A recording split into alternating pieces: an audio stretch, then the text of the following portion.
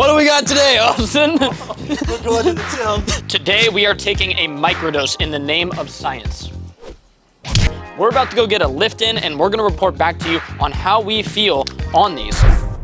So microdosing has become very popular amongst many people for many different things. We're talking depression, anxiety, and also amongst athletes. We have a lot of people that we know who have started to use this practice before they lift, before they go to jiu-jitsu, some even before they surf big waves. And I will say we have dabbled in this before. This isn't our first rodeo. Austin, what's your experience with microdosing? Have you tried this before? I've tried it probably like 10 times. I like it a lot, and I do it, before doing nature activities or surfing sometimes. It's nice, I really like it for the brain. At a low dose, psilocybin is very different than what it does at a high dose. Today we'll be taking 0.2. We're going on a trip right now. We're putting ourselves out there for you. Yes, we're doing this, and I'm gonna obviously jump into all of the science behind this in the studio, but first, we like to experience things for ourselves. Open wide, man!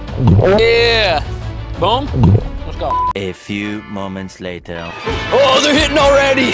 Oh, they're hitting! Whoa, I'm feeling crazy, dude. Shroom time! Shroom time! All right, let's go.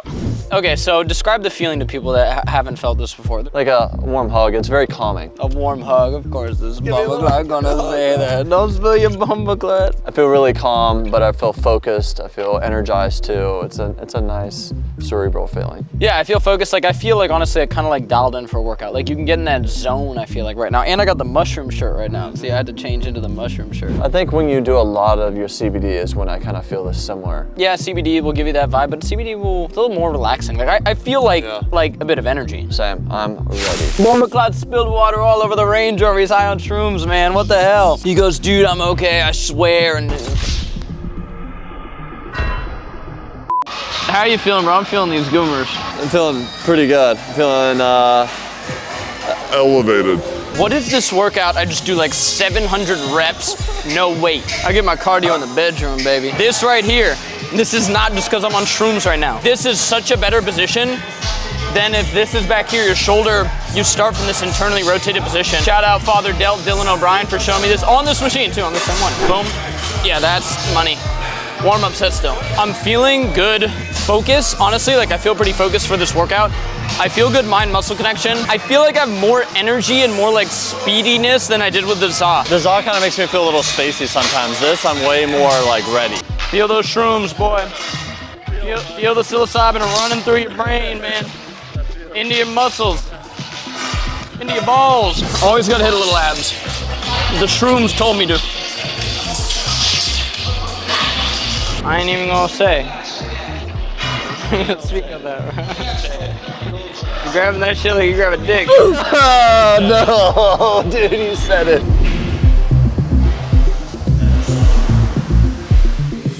Chilling in this God mode lighting right here. This shit's crazy, bro. What the hell? I gained 5 pounds just off the lighting. Yeah, bro. What? This is stupid, bro. I'm not this jacked. How was the workout on mushrooms? It was great, honestly. I felt really energized, just focused, happy, uplifted. Yeah. I felt dialed in, man. We'll get into the science on psilocybin now. Now we're going to get into the psilocybin science and some specific protocols that I use.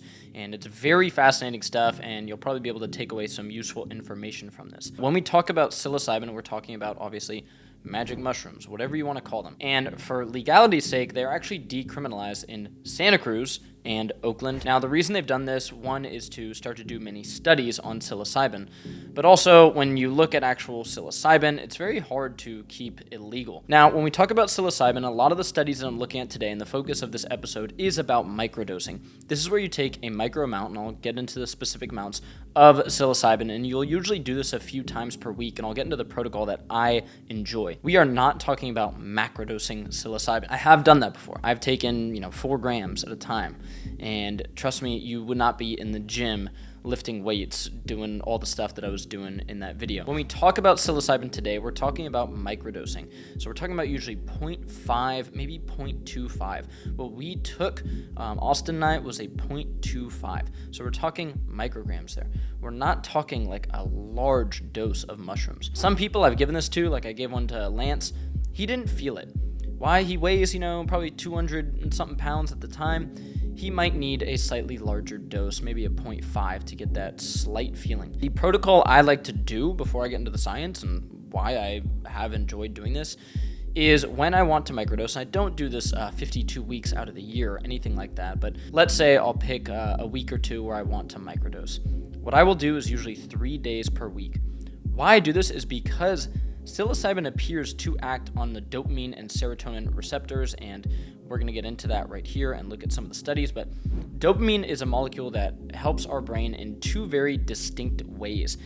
Divergent thinking, which involves the exploring of different ideas, and convergent thinking, which involves testing and coming up with different ideas, actually finding like actual motivation and drive. Dopamine is what gets you out of bed and gets you going. It's what causes you to finish a task.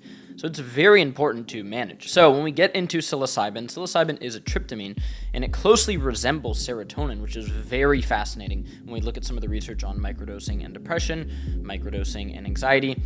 And the active derivative of psilocybin is psilocin. Serotonin is a neuromodulator which regulates many things like how full or hungry you feel, so satiety, mood, your sense of pleasure, and many other functions that will impact your daily life. Psilocybin mainly is going to bind to that serotonin 2A receptor, which does allow for different types of neural circuitry to take place, and even after exposure, it still has effects on the brain. I think it's important for people that have never done any of this to understand that when people talk about hallucinations in psychedelics, you don't usually see something just appear. Now I'm sure high dose of LSD and stuff, but I've done ayahuasca deep in the jungle, and while you do get visual hallucinations and it's hard to describe, it isn't like some cartoonish thing of things jumping out in the room at you, or you're completely lost, you completely don't know where you are. Usually. When we look at this study titled Microdosing with Psilocybin Mushrooms, a double-blind placebo-controlled study, this is a great study. I've sent this one to some various people because it is double-blind placebo-controlled, which we love. And what they notice is low doses of psilocybin mushrooms resulted in noticeable subjective effects and altered EEG rhythm. So in this study, we actually have images of some different brain waves, which they measured in the group that was under psilocybin and the group that was under a placebo. What we sort of noticed, to simplify things here, is some more alpha waves in the psilocybin group. Alpha brain waves often relate to creativity, a daydreaming state, where you come up with new ideas, new pathways. So this is very important right here. We see an increase in these alpha waves like creativity, new ideas, and sort of a decrease in some of those ruminating brain waves where you're thinking about the past, thinking about stuff in maybe a negative light, for people that have depression, anxiety, they often ruminate too much. They might have increased beta waves in their brain. The thing with these studies, guys, is most of the data on psilocybin right now is basically on these survey-based studies, which I sort of hate. And this is because it's very hard to do research on a Schedule 1 compound because it's illegal. Psilocybin microdosers demonstrate greater observed improvements in mood and mental health at 1 month relative to non-microdosing controls. So very interesting right there. That pretty much summarizes it. The group that took psilocybin noticed an improvement in their mood compared to the group that did not. The next study, adults who microdose psychedelics report health-related motivations and lower levels of anxiety and depression compared to non-microdosers. Again, pretty much spells it out in the study right there. The group taking microdose had better health-related motivation. So in the study, this is obviously just self-reported on a survey, and they had lower levels of anxiety and depression. Now, why might that be?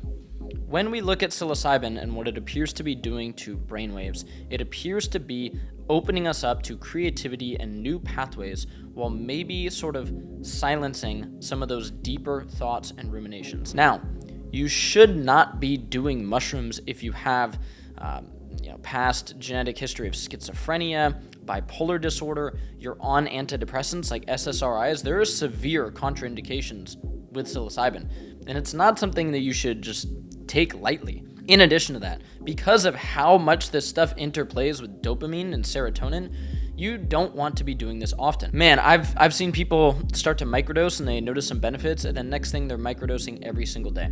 I would not do that. I can't see that being good for your serotonin system. I can't see that being good for your dopamine system. There are many things that we do in modern life, even scrolling on TikTok, or I did the episode on the ZA, that people, when they initially do them, they go, this is it, man. I feel great. Oh, I hit the ZA, I feel great. You then overload your brain with dopamine. Your dopamine receptors basically become sort of numb to this dopamine because they're like, every single day, this dude is just scrolling through TikTok, going and watching certain stuff on the computer, whatever it is. You've heard people talk about it. And now your dopamine receptors are a little dull, and so you keep on trying to slam that dopamine, and it's not finding places to attach, to simplify it, and you feel this sense of apathy. You feel this sense of just like no motivation and drive. Now we look at how psychedelics spur the growth of neural connections lost in depression. What I would do if I had a family member, a friend who is struggling with depression is the following. One, we would look at their actual health, blood levels of different types of hormones. How are your hormones? We'd look at your sleep. We'd look at your gut health. You can do a full gut panel test. We'd look at your thyroid. We'd look at all those, okay? Your diet, your sleep, your nutrition, everything that goes into being a healthy human being. Do we have all that dialed in? Just let's get the basics figured out. And then I would probably have them look into something like this once they are a healthy human being, which is psychedelics. Some type of psychedelic-assisted therapy. You have to sort of be able to open up your brain and look at neuroplasticity and new pathways, because if someone's just in a thought loop, they can just get stuck in this rut. And I think bad health can cause that rut and negative feedback loop, but I also think that just trauma can cause that. And the only way to really look at that in a deep way appears to be by actually causing some change in the brain that opens people up to be able to sit in therapy and talk to somebody or figure it out and sort of rewire their brain. And now we get into the fun stuff. This isn't advice. Go talk to your doctor, okay? Go talk to your doctor. Don't do this. What I like to do is take that 0.2 dose and I like to go to jiu-jitsu. I like to lift weights, and I'll do that for a week or two, and then I'll lay off it for a little bit, just to give my brain that break off all that dopamine and serotonin. What I have noticed from that is I feel a bunch of energy when I take this stuff. I do not feel tired. I do not feel lazy at all. Quite the opposite. I feel like it enhances my cardio. I feel like it enhances my mind-muscle connection. And with stuff that's really creative, like jiu-jitsu, I feel like it enhances my jiu-jitsu game a lot. It just helps me feel fired up in a way that other substances do not make me feel. The ZA is actually extremely different than psilocybin for me. If I hit the ZA, I don't really feel like filming. I get a little bit more introverted, and which is totally fine and beneficial sometimes.